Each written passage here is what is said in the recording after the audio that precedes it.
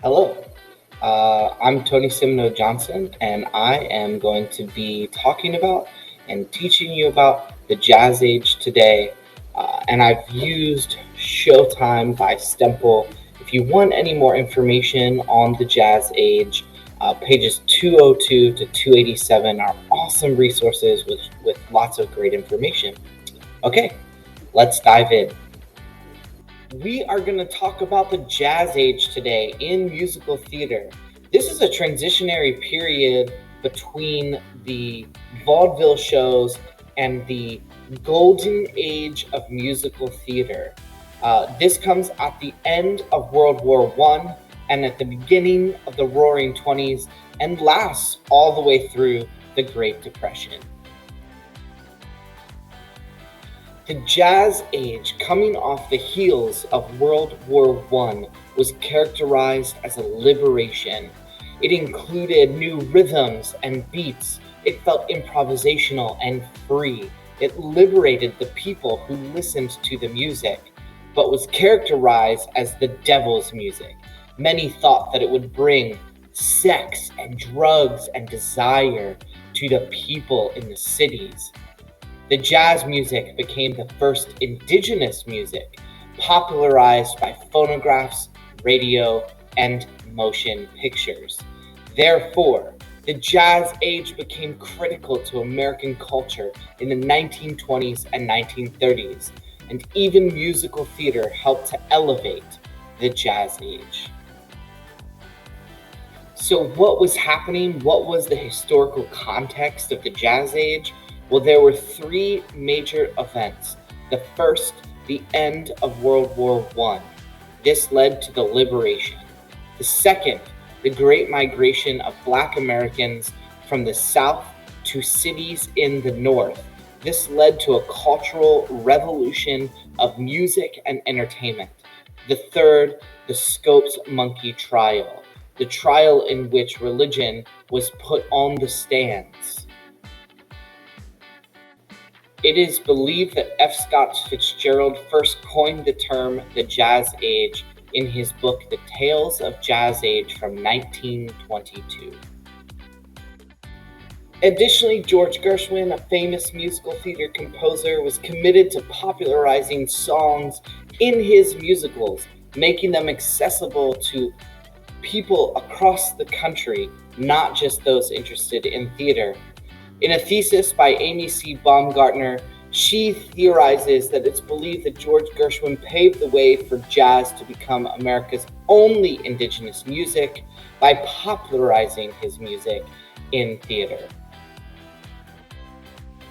And we can't talk about the Jazz Age without acknowledging Black culture in America, but specifically the famous Louis Armstrong. You see, the Jazz Age was birthed out of African American and Black cultural music, and Black culture made the Jazz Age what it is today. The Jazz Age responds to what comes before in musical theater: vaudeville, burlesque, and musical reviews. What the Jazz Age attempts to do is integrate plot into musical theater, thus creating the golden age of musical theater. A brief overview of how we got to the musical comedy. We started with operettas, which led to musical reviews, which felt like a musical comedy but didn't have a plot. And then the Jazz Age audience goers craved more, and thus in the 1930s, the plot was born, and music began to string together to create the musical comedy. At the peak of the Jazz Age, audiences craved and loved musical review shows. In between 1927 and 1928, 260 productions were produced, 50 of which were musical in nature, many of whom were reviews. 80 of those playhouses in New York City had seasons of 200 performances a year. Three important creators of the musical review was Ziegfeld, Earl Carroll, and George White. Ziegfeld created the Ziegfeld Follies, and between 1913 and 1927 housed the Follies in the New Amsterdam Theater. Earl Cow did Vanities, which featured male comedians and female nudity, and George White did Scandal, which focused on dance. With the 1920s roaring down and the Great Depression taking hold on American culture, American theatergoers craved more. They wanted plot. Gershwin, Porter, and Rodgers and Hart delivered.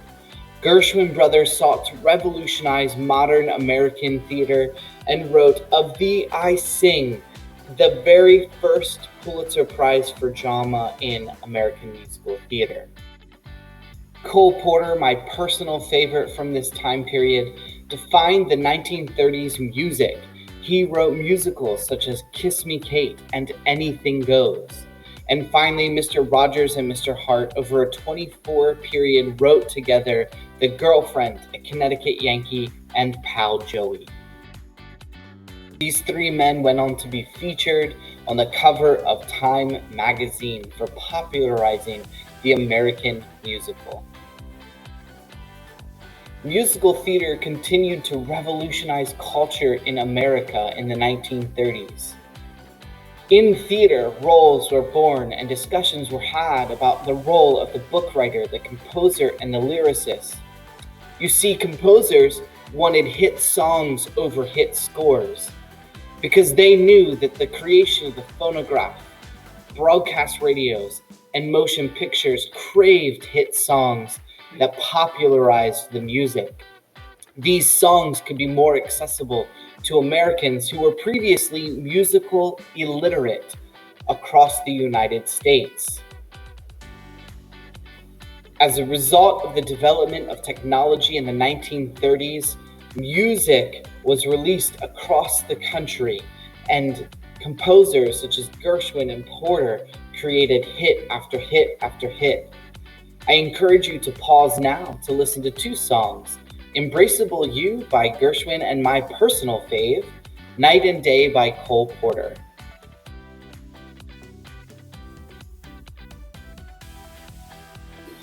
I'm going to introduce to you now a few musicals from the era. Enjoy! The first musical that I want to talk about is one of the most critical musicals of the Jazz Age. Shuffle Along played between 5/23/1921 and 7/15/1922. This musical legitimized the black musical as a commercially viable entertainment in the American cultural mainstream. Shuffle Along played on 63rd Street on a shoestring budget to black and white audiences alike. It was incredibly popular with over 504 performances and went on to tour across the country to black and white audiences.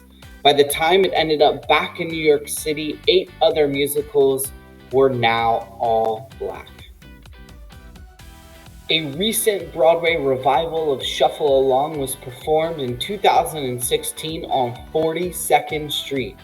Check out the Shuffle Along video in my post.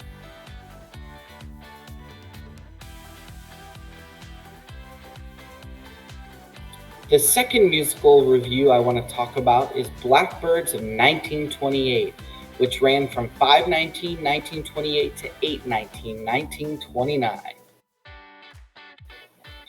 Blackbirds of 1928, written by Lou Leslie, went through 5 different editions between 1926 and 1939. This musical review was the most popular, with over 518 performances in their New York run. An interesting fact, they relied all on white writers and yet black performers of the highest caliber.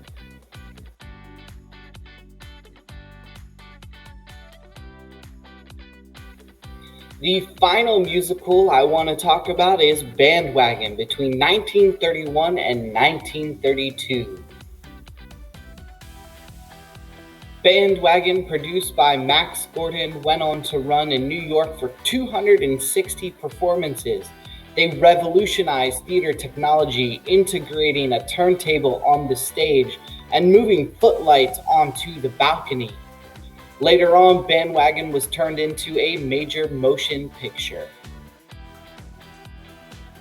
Check out a clip from the major motion picture in the post.